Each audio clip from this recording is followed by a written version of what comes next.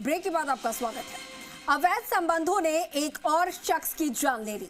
मामला जालौर का है, जहां पर एक महिला ने अपने प्रेमी के साथ मिलकर पहले पति की हत्या की और फिर पूरे मामले को आत्महत्या का रूप देने की कोशिश में शव को फांसी पर लटका दिया।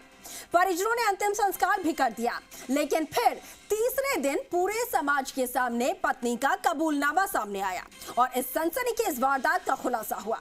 क्या है ये पूरी वारदात, जानेंगे इस रिपोर्ट में।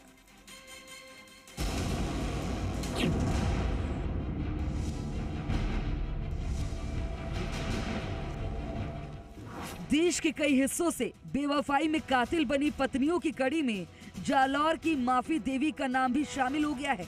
जालौर जिले के बागौड़ा में पति की हत्या के सनसनीखेज खुलासे के बाद हर कोई सन है कि अवैध संबंधों में अंधी हो चुकी पत्नी ने अपनी करतूतों का पता लगने पर पति को मौत की नींद सुला दिया, फिर उसके शव के गले में रस्सी बांधकर लटका दिया और आत्महत्या की कहानी बनाकर पूरे परिवार को बता दिया।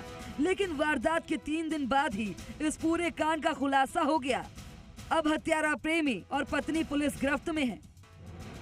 तो इसको लेकर के फिर सोसाइटी के सब भाइयों ने इकट्ठे होकर के कहा कि चलो डेड बॉडी का संस्कार कर लेते, फिर मिट्टी वाले किया डेड बॉडी को।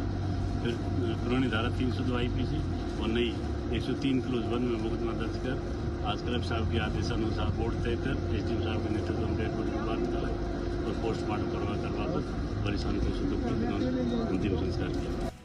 दरअसल ये पूरी वारदात बीती 25 मई की है, जब अवैध संबंधों के चलते पत्नी ने अपने प्रेमी के साथ मिलकर 45 साल के नरसाराम की हत्या कर दी, लेकिन उसे आत्महत्या का रूप दे दिया। 26 मई को सामाजिक अंतिम संस्कार किया गया और शव को दफना दिया गया। परिवार और समाज के लोगों को घटना पर संदेह था। ऐसे में 28 तारीख को पंचायत बुलाई गई। पंचों ने पत्नी से समाज और परिवार के लोगों के बीच पूछताछ की। पंचों से सवाल में उलझी माफी देवी कुछ देर तक तो झूठ बोलती रही, लेकिन बाद में उसने पूरी कहानी उगल दी।